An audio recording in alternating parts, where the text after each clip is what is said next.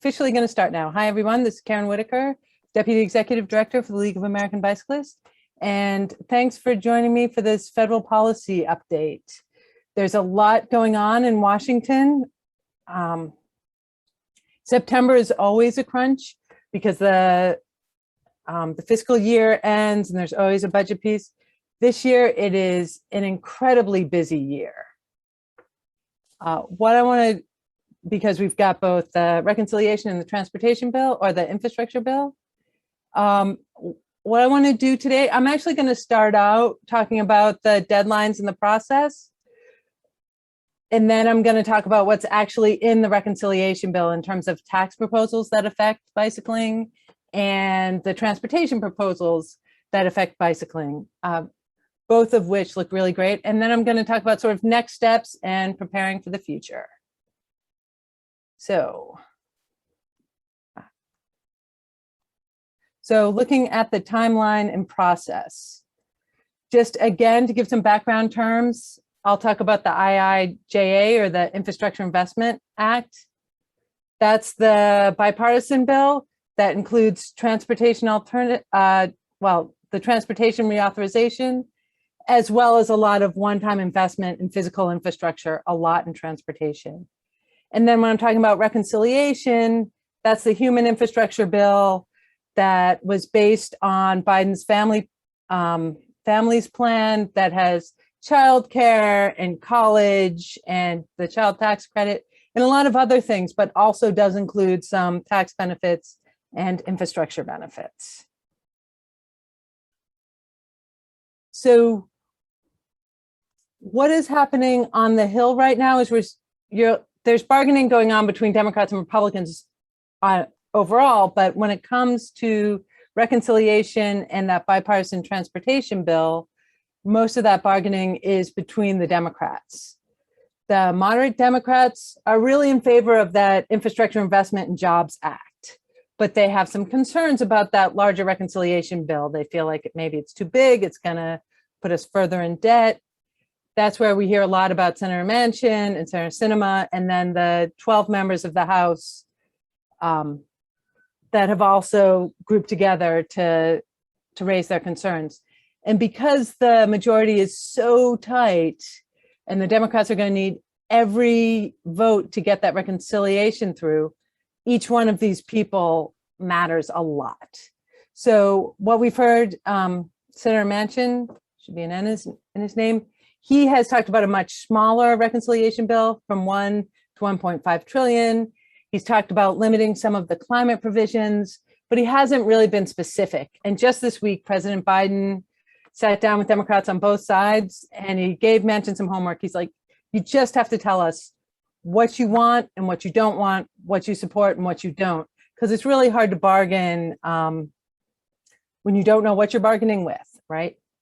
The progressive Democrats, they really see this reconciliation bill as a once-in-a-lifetime opportunity to make major strides towards long-term Democratic priorities.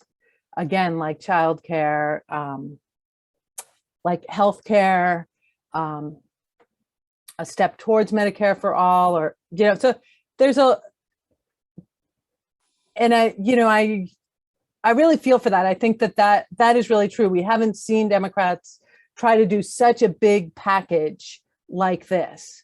But in order to get that passed again, they need all the Democrats. And they feel like the only way for them to do that, to get those moderate Democrats on board, is to say, we won't pass this, or we won't pass the infrastructure bill until you agree to pass reconciliation. And so this big meeting at the White House, that's what they're working towards. But right now, there are 50 members of the House Progressive Caucus that are willing to vote against the infrastructure bill until the Senate passes their reconciliation piece.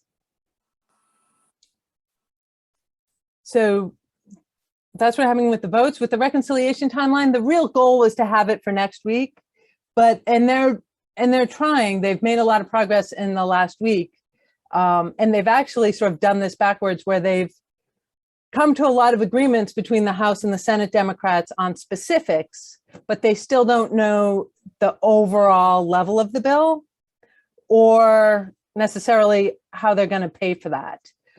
So again, they're making progress, but these are some pretty big pieces that they need to go through. And then because reconciliation is kind of a peculiar process, there's all these specific rules.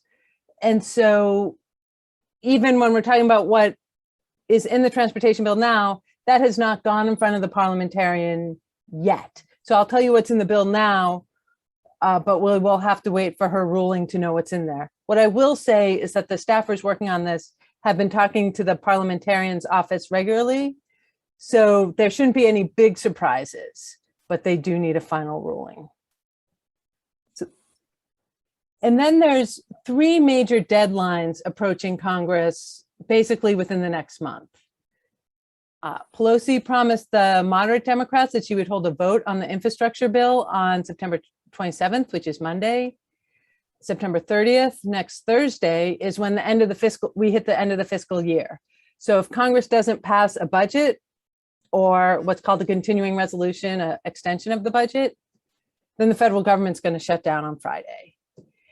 Interestingly enough, they did not put in an extension of the transportation program, the FAST Act that we're under now.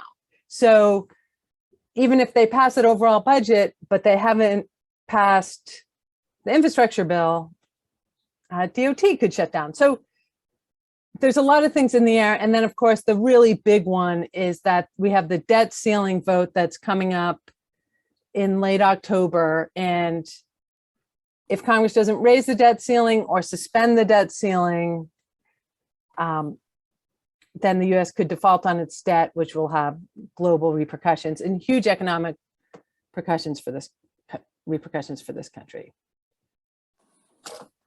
And so just a quick question when we go back to reconciliation and figuring out the size of that. I'm going to go through what's in there for tax and transportation, but we do expect the size of the bill to shrink.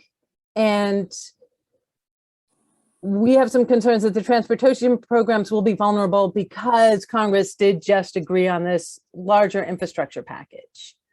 So that is one thing that we are watching and trying to push for, because it does, what the reconciliation package does is focused on climate and equity concerns, which are the larger goals of the Democratic caucus for reconciliation. When it comes to tax incentives, they are in some ways less vulnerable because it's not a double dipping issue. It's not, they weren't covered under the infrastructure bill.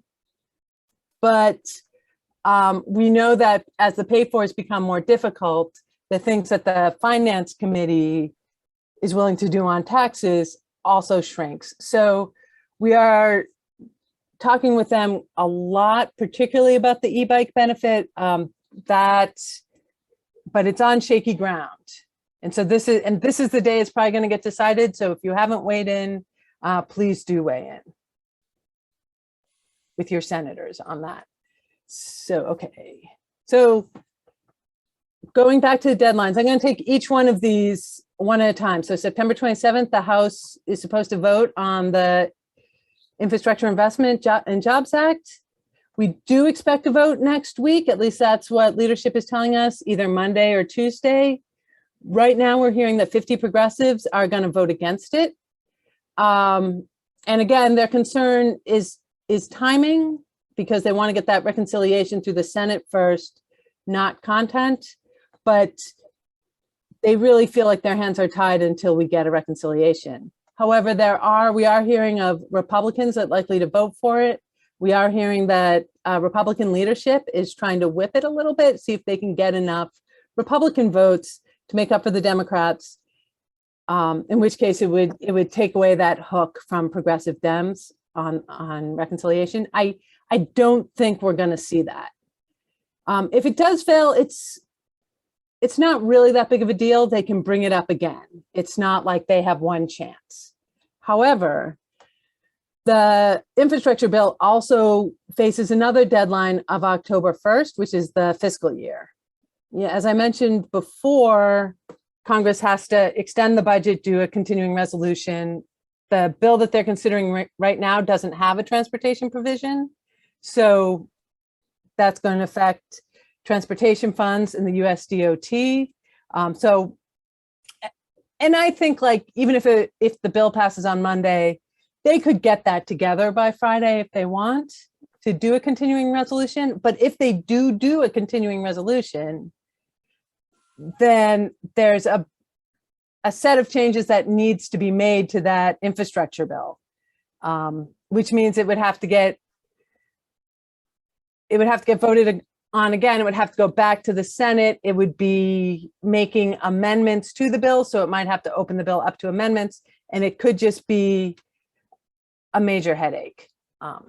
So there's a strong reason to really try to get all this done by October 1st. And then of course there's the budget. There's the end of the fiscal year where, yeah, Congress has to pass a continuing resolution. Right now that includes raising the debt ceiling, which the Republicans are threatening to filibuster. So meaning it wouldn't go through. Again, I think that if it fails in the Senate, they could quickly do what's called a clean continuing resolution and just extend the budget. But it's just another one of these cliffhangers that we're on. And then finally is the debt ceiling. We expect that to come up in October. I've heard late October, around the 26th, but that could always change by a day or two. The Republicans are saying that they don't want to help. They don't want to vote for this. They want the Democrats to do it. One of the reasons they're saying that is because the only way that Democrats can do it, if the Republicans insist on filibustering it, the only way the Democrats can do it on their own would be to use reconciliation, which could just kill the Democratic reconciliation bill because they would have to go back and rewrite it. And if they include debt ceiling in reconciliation, they have to put a dollar amount in because of reconciliation's weird rules. And so then you have a huge number that you're agreeing to. It's going to make all of those moderate Democrats a lot less willing to vote on an even bigger number that has all these Democratic priorities and programs. So that's one of the reasons why the Republicans are doing this. If the Democrats pass reconciliation before the debt limit, there's a question of if they could do another reconciliation, maybe they would do that. But it would force the it would make it a lot more difficult for the Republicans not to help them with the debt ceiling. So it's sort of this rush for Democrats to get together and pass reconciliation, or they might be forced to use that process for the debt ceiling and may not be able to do their larger goals. I know this is confusing, but this is just, I just want to put all this out there because I know it's in the news and it does affect what we're going to end up with in the end. So this is, let me see, oops. So this is the process, right? They did the budget resolution. They're now they've done all the details on what they want on their portion. They just need to agree on the larger part. That's where we are now. And then they can vote on the reconciliation and they can pass. They're still trying really hard to do it next week. But if they were to have to use the reconciliation process for the debt ceiling, they'd have to go all the way back to the beginning. And remember, it took them a month to get here. So they would literally have to start this if they don't pass reconciliation next week, and they have to do this for the debt ceiling. They're going to have to start that next week or very soon. So that's the broad picture of the deadlines that are going on. What I want to do now is get into the fun stuff, which is what is in the reconciliation bill for biking and walking. And I'm going to start with looking at the tax incentives. And first, I just want to say, you know, I spend most of my time working with the transportation committees, but all of you know Earl Blumenauer on the top right there. He is on the Ways and Means Committee. He got on that committee because he wanted to help work on transportation finance.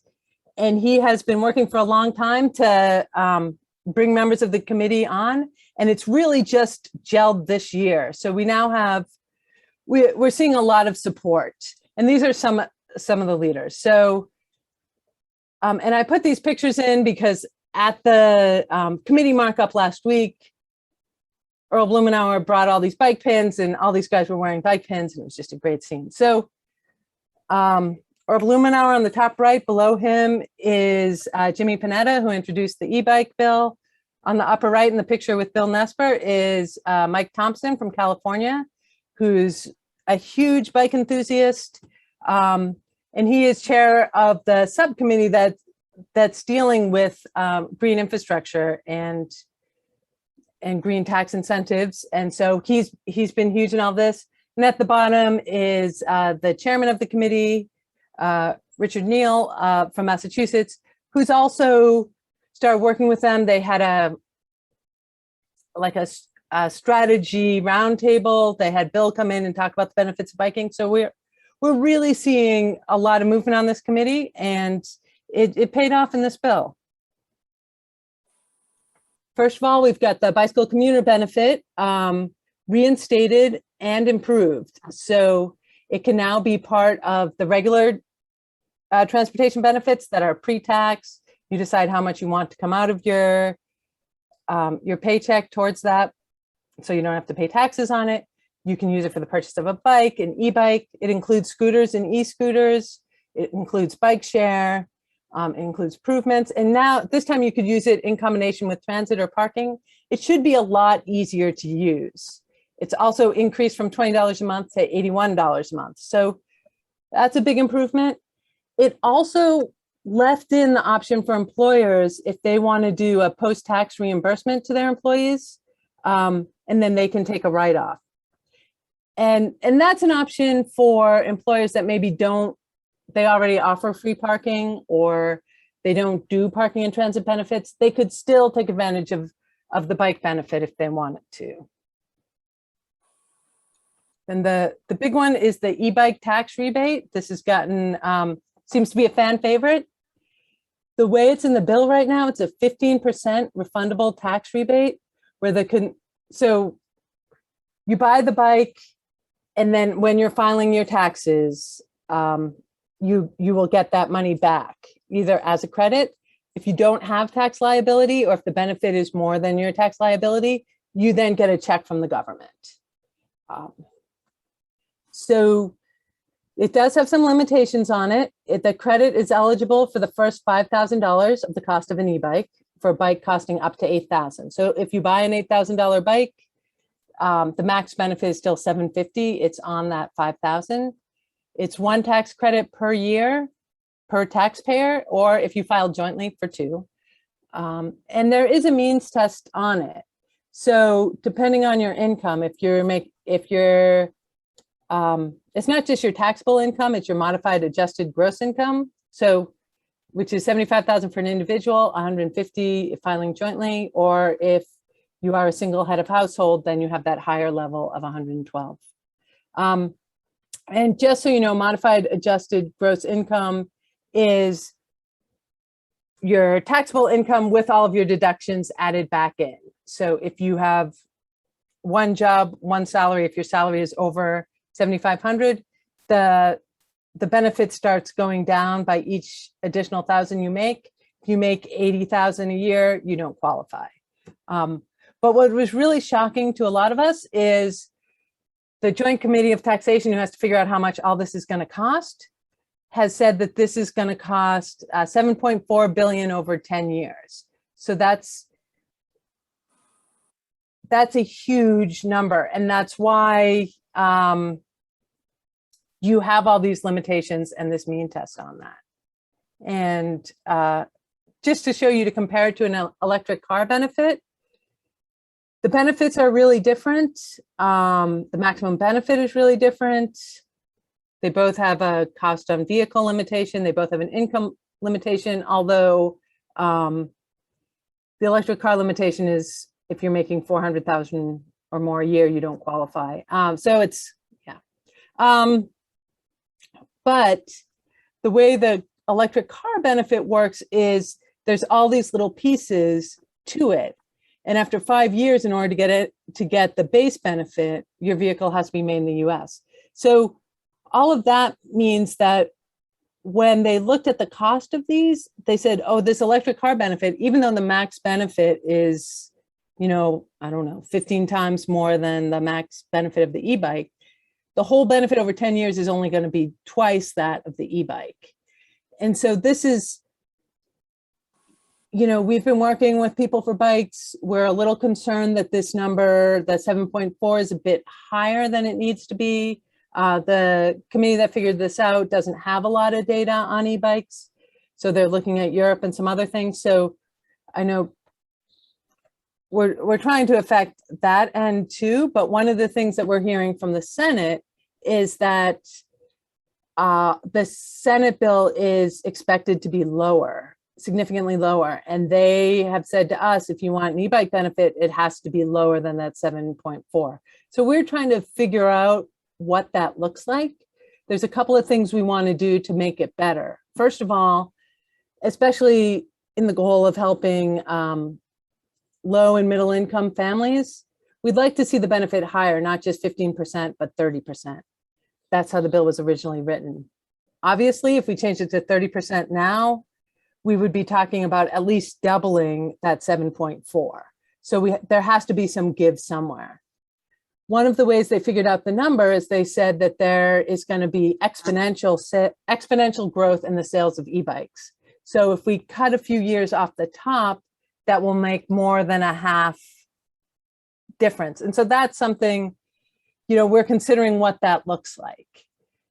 The other thing to know is that tax incentives, there's an opportunity to continue them into the future. And we think that, however many years deciding that we want to continue into the future would be easier than in the future trying to go from 15 to 30%. So that is one of the conversations we're having with them. To be completely honest, the Senate side of this are saying, we don't know if we can do it at all. So our first goal is really to keep that benefit in the bill. We would, as a league, we'd be willing to trade the duration, the number of years, for a higher benefit. And this third piece, the dealer transfer provision, that's something that we already see with electric cars that we'd like to get in e-bikes. And that means that you would get it at the point of sale.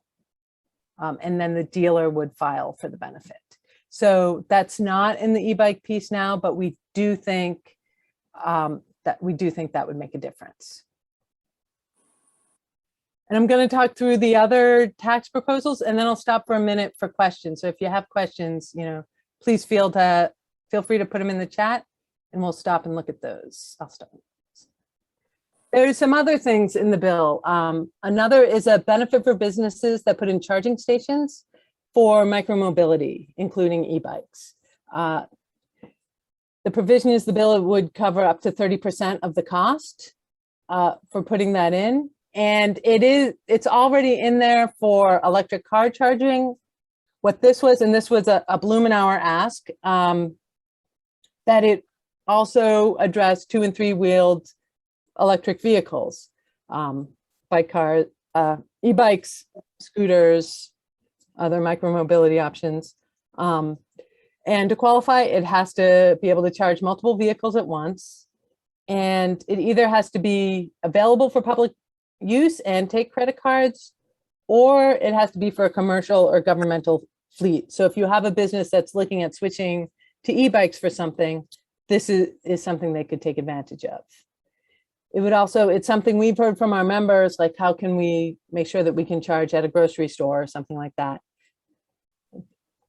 This would deliver that. And then finally, there's a provision to help with the financing, basically for rail trails. It would make rail banking eligible for Buy America bonds. So Buy America bonds are something that came in with the stimulus in 2009, where after that crash, people were willing to invest in government bonds, but nervous about other things. So a Buy America bond would incentivize people to buy those bonds. And what they do is the federal government agrees to pay basically a third of the interest for that bond. And so the buyer gets an increased interest, but the local government doesn't have to pay all of that. So that's what a Buy America bond is. Rail banking is that agreement where a railroad company can sell or lease their tracks for use for trails, and then they don't have to pay the taxes on it, but they know that that rail go back into use for the railroad if necessary. So those are the tax benefits. I'm going to just check the chat. Okay, so I got a question. What happens with the bike commuter benefit with employers that don't pay taxes, like a federal or state government agency? So for federal and state government agencies, they probably already offer the larger benefit, right? So for that, you would take the money out of your paycheck, or you don't take it out of you say how much you want every month to go to this benefit, and then the IRS will create a mechanism where you can use that money on bike expenses, but you won't be paying taxes on it.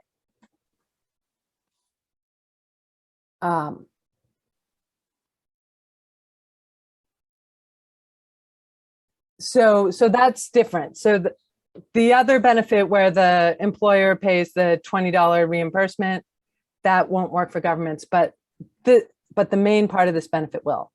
I got a question on the likely timeline of keeping the e-bike tax credit in the Senate reconciliation bill. You need to talk to your senators today. We think that decision is being made today. So it's particularly important if your senator is on the finance piece. If you go on Twitter, we did a little bit of a Twitter campaign aimed at Senate Democrats. It's at Senate Dems. You know, you can weigh in there so they can see it. But we do think, they said they were going to make the decision today, so it might be tomorrow or Monday, but this is the time. So we are, yeah. So those are the tax benefits. I'm going to move on to the transportation provisions. So just on this, a reminder that the House Transportation and Infrastructure Committee, led by Peter DeFazio in the picture here, they wrote this really great reauthorization bill. And then that was just completely thrown out because they had to go with the Senate bipartisan deal, which is the IIJA. Now, they did influence that, and we see a lot of DeFazio's handprints on things that are in the Senate bill. But just on a personal note, this guy's been on the Transportation Committee since '87. He's been waiting to write this bill. He wrote a great bill, and then he didn't get to do it. For those of us who've been around doing this since 2009, in 2009, DeFazio was he wasn't the chairman. It was Chairman Jim Oberstar from Minnesota, but DeFazio was his number two. And basically this exact same thing happened. They wrote a really good bill, and then the Democratic administration said, hold off. And then they never got to write that bill because in the next election, the Republicans took over both the House and the Senate. So you got to feel for this guy. He's written this bill twice. It's what he's always wanted to do. And both times he hasn't been able to see it to the finish line.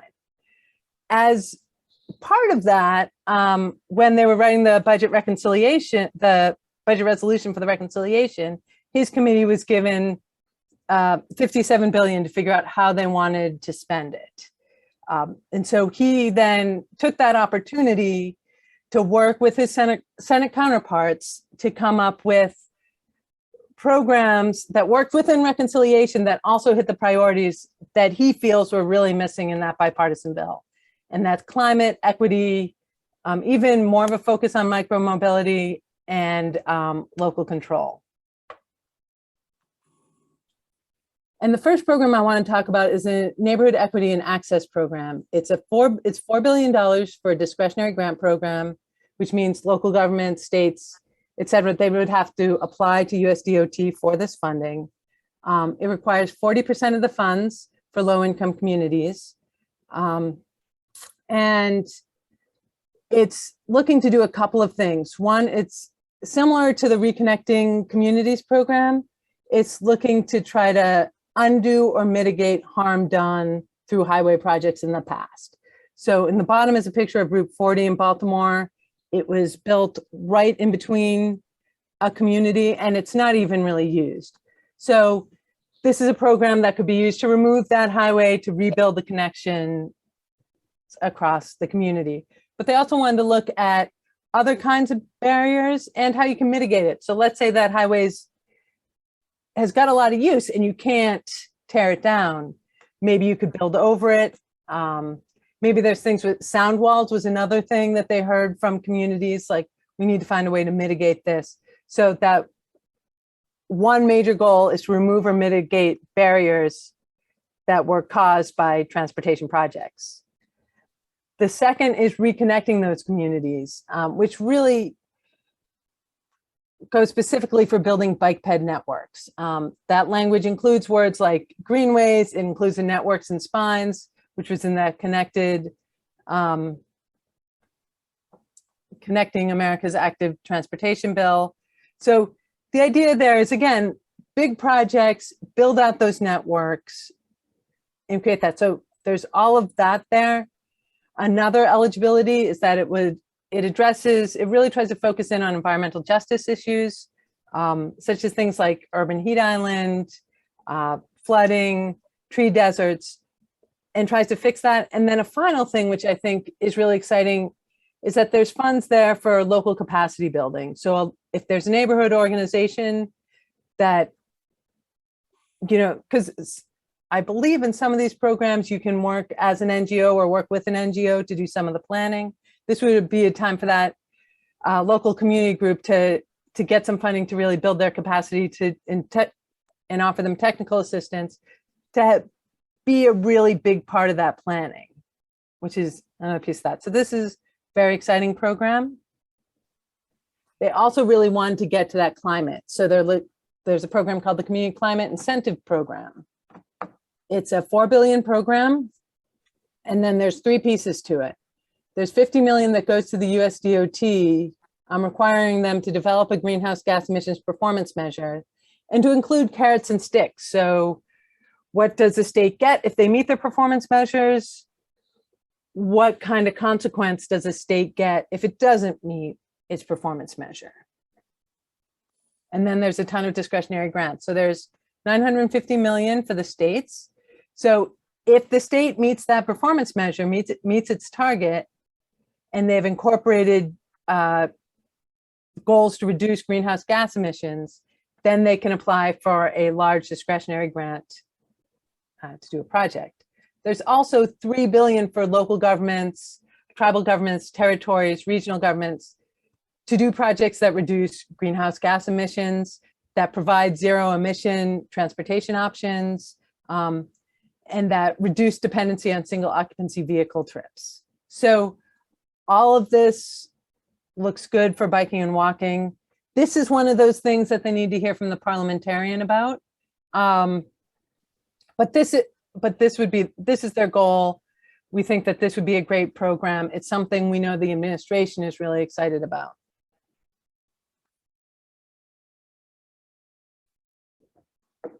So one of the things that came out of the IIJA, the Infrastructure Investment and Jobs Act, was that there was funding for transit, but they cut the funding through the bargaining.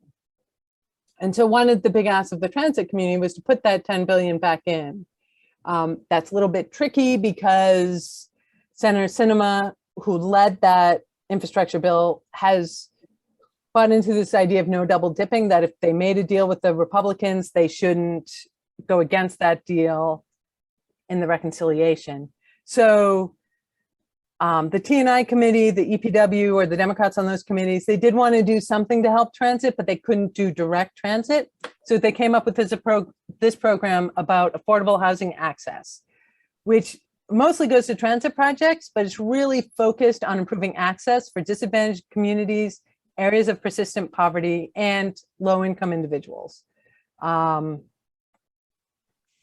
And so there may be some first and last mile here, but they're looking at how can we improve access to jobs and opportunities, healthcare, How can we reduce food deserts, or at least give people in food deserts access and transportation to fresh foods? And again, like I said, it's mostly transit, but it does include really looking at ADA compliance for transit facilities. For transit facilities. It also talks a lot about how do you do, let's experiment with fare free and reduced fare transit, should be FARE, this, including operating assistance. And also it talks about capacity building. How can we, what sort of workforce development program for work in the transit industry, in the transit sector, can be done. So another really creative program. And then finally, as we get outside of actual infrastructure, there's a couple more programs I just want to let you know about. One is the Traffic Safety Clearinghouse. There was something similar to this in the INVEST Act that was, the name of it was a lot more specific about equity and enforcement, but this one is basically equity and enforcement. It's $100 million, which is a lot for a clearinghouse. They really want to focus on making sure states know how and do collect the data from traffic stops, and that they have that system for collecting it, and that funding is transparent and we're making states accountable. That's sort of the basis of this. In the bottom right corner is Representative Norton from Washington, D.C., my rep. She is the second in command to DeFazio, and this was one of her priorities. So they were able to get this back in. So she really wants to talk, has always led on prohibiting racial profiling. And so she really wants to see the data and make sure that states are collecting the data, and that then we can do the research and find out best practices to end racial discrimination. There is also a much smaller clearinghouse, $8 million, to look at secondary effects of automated vehicles. And mostly when they're thinking secondary effects, they're thinking land use, they're thinking municipal budgets, a little bit on climate, a little bit on equity. I put in safety here. Safety, well, it's hard to say what is a secondary versus a primary benefit, but this was something we think would be really helpful and could relate to biking and walking. So that's about a little less than 20 billion that I've described. There's, in terms of surface transportation, there's another 10 billion for rail. And there's more transportation funding for the US territories, Puerto Rico, and tribal lands. And then the rest are these other programs that are not surface transportation related. So let's see. So that's where we are. What we're looking for now is what happens now. Now, obviously, we need to see what happens this week. I really believe we're going to see the transportation bill. I think we'll see some kind of reconciliation. I don't know how big. I don't know what we'll get in it for transportation, but we're pushing for that. A lot of that will depend, obviously, on what happens with on how fast they can do it, if they can do it before we hit the debt ceiling. But regardless, once Congress gets this done, there's going to be a lot of work to go from passing the law to getting the money on the ground. And just to give you a little bit about that process. So right now we're at the top. Congress is still writing the bill. We expect that to pass soon. They will also write something called report language, which doesn't have the strength of law, but it's pretty close, where they say, hey, USDOT, this is what we meant by this section. We want you to make sure that this neighborhood access money gets to low-income communities. They send that over to USDOT. USDOT then has to write guidance on all of these new programs. And, if you look at just the IIJA, there's over $100 billion that USDOT has to give out. So they have to figure out what are the rules to the program, who's eligible, what are the criteria, how are they going to judge them, all of that. They have to look at transportation alternatives, which has all these changes, and work that into guidance and put that out. And then once they have the guidance, the way the funding works at the state level, it's not that they all of a sudden get $1 billion in their bank account. It's they work on a project and then they apply to USDOT for reimbursement. And so the states have to take that guidance seriously in order to make sure they get reimbursed. So in that process, we're looking for opportunities to talk to USDOT and say, hey, you know, this is how we think this program should work. Would you consider looking at it this way? Would you consider working at it that way? So they can get those changes into the law. And just to give you an example of that, there is in the law now, actually it's been in the law for a while, that says if you're building a bridge or you're doing major construction to a bridge, you need to consider access for people biking. This bill changes that to you need to consider people biking and walking. And it specifically says, you know, but it also says, unless it's cost prohibitive. And so right now, states can basically just say, hey, we looked at it, it's cost prohibitive. And USDOT then says, okay, and reimburses them.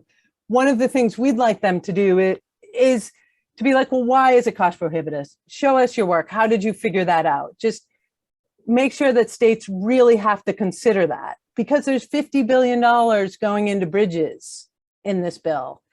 And we want to see some of that money going to improving networks, to building, you know, biking and walking access, making them safe. All of these things that Secretary Buttigieg says is a priority. And just to say, that little yellow box in the corner, this is a ton of new money, and this is a ton of work. So it's going to take a while for all those new programs to get online, but we know they're preparing, and we need to do what we can do to prepare and to help them with that.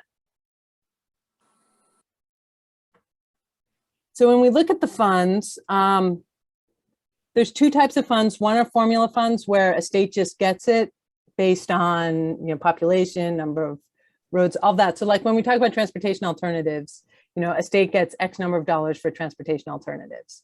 So those are formula funds versus the grants which the state has to apply to. So under formula funds, there's existing programs. Some of them have minor changes. CMAQ, the Surface Transportation Block Grant Program. Those can probably get running pretty quick. States know how to do that. I would say the changes to transportation alternatives, there's a lot of them, but they're not, some of them are pretty big, but I feel like they could work through that, and we'd like to see that program get up and running really quickly. And I think there's things that states can do before they get that guidance. The HSIP program, which has significant requirements, particularly around biking and walking, that's probably going to take a little more time to get that guidance out, but we want to see that. And then you've got new programs. You've got a carbon reduction program. You've got a rural program.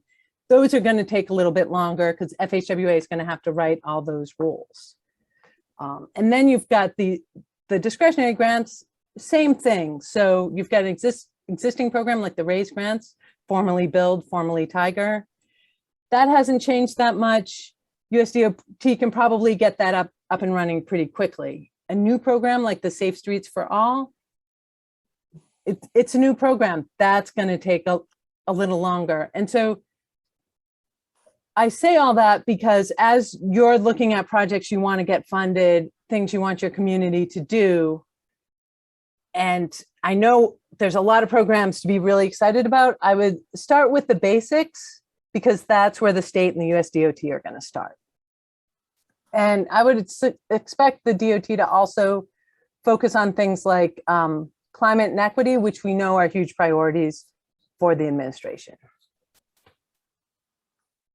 So what that means for me is that I'm reaching out to committee staff, looking at that report language, trying to understand their timing, what opportunities we have to get them to make suggestions or directions to USDOT on that. It also means reaching out to USDOT to better understand their process and see where we can help. Again, there's a lot of work, and we want to talk with them about, okay, how, what are you looking at? This is what we understood the intent to be. How can we help? And once they have that guidance, how can we help disseminate that? And then we'll be working with the Safe Routes Partnership to do some detailed explanatory fact sheets on specific programs. And those will probably come after the bill passes. And then once DOT does that guidance, we'll need to do it. We'll need to revisit some of those. Some of the things that you can be doing right now, or you can start doing, is starting to reach out to the people in your state and your local community that work on this, and talk with them about, hey, are you aware of this? What is the plan for you to start implementing this new program? To the local governments, what priorities are you looking at pushing forward? And I think as you start these conversations, they're mostly going to say, particularly at the state DOT, if you're talking to your transportation alternatives coordinator or bike ped coordinator, they're going to say, well, first of all, the bill hasn't passed. Second of all, I have to wait for my leadership to decide.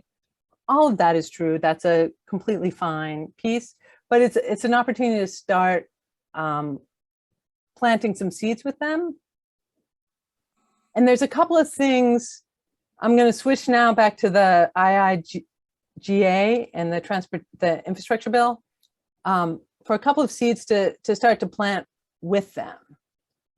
And that one of the things that's going to happen when all this new money hits the state DOTs, they're still going to need to find that local match, right? So it's not going to be the federal money that slows it down. It's likely going to be the local money that slows it down. And so that's why it's important to start prepping that now. One of the things that's going to happen in the Transportation Alternatives Program is that states are going to be allowed to use their Highway Safety Improvement Program, their HSIP dollars, for that local match on Transportation Alternatives Project. So that's something, if you're in a conversation with your Transportation Alternatives Coordinator or with your local government, you can be like, hey, did you know that under the new bill, states are going to be able to use the safety dollars as the local match? So maybe consider a safety project, or maybe think about that when you're talking to the state about this, or, just see how they're thinking when you're talking to the state folks. You can say, is this something you think your DOT would be interested in? I think that could be a huge key into getting that new transportation alternatives dollars out.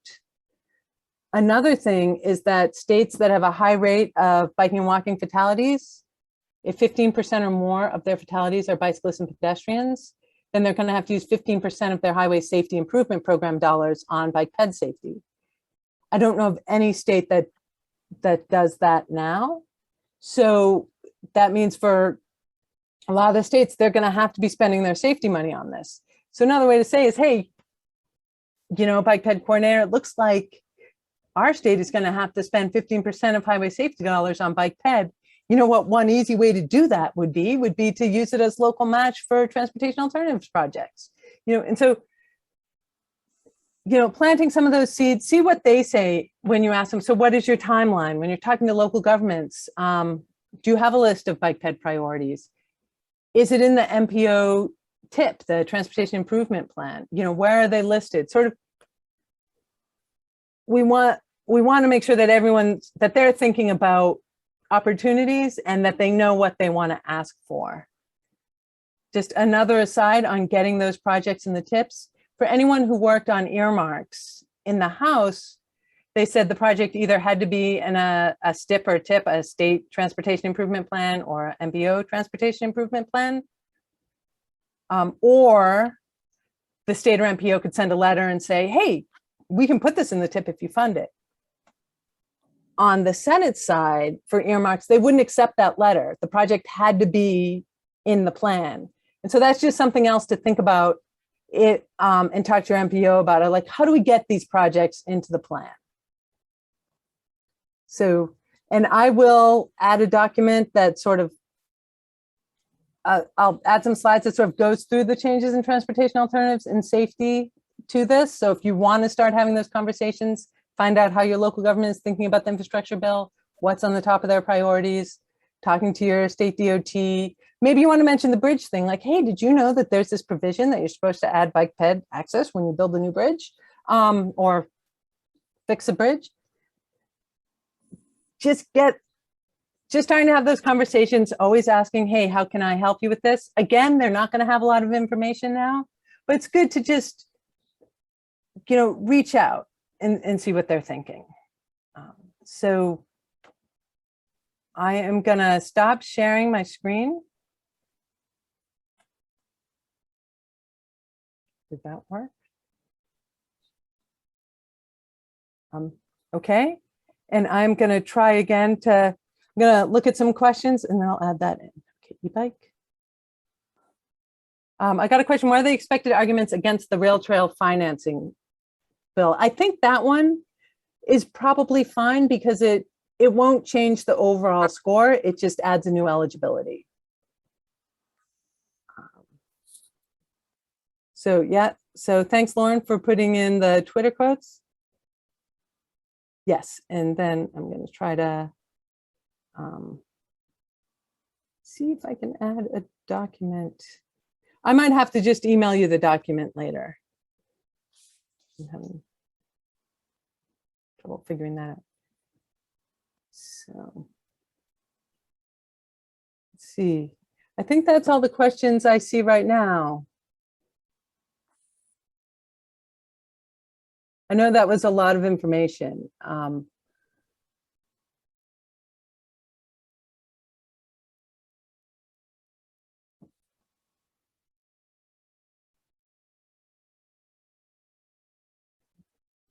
Let me see if I can put that back. All right. I will. Any last questions? Okay, I've got a question. Where's the bridge provision located? We could use that right now in discussions. It's in section 217. It's 217E for those of you who are looking at US code. But I think that is an opportunity to, especially because there's so much more bridge funding. It seems harder to say something like this is cost prohibitive. So, okay. All right, I see some questions coming in. I'm gonna try to, there. I just added a document to the chat that goes through the changes to transportation alternatives and to safety that I was just talking about. So it says, when you're talking about states with a high percentage of pedestrian fatalities, can you share what would be considered high? So in that presentation that I just sent, there's a map that shows biking and walking fatality rates. I think it's 2016 to 2018. So it will need to be updated, but you can get a sense of whether or not your state would qualify for that. And yes, I will send all of these slides after the meeting.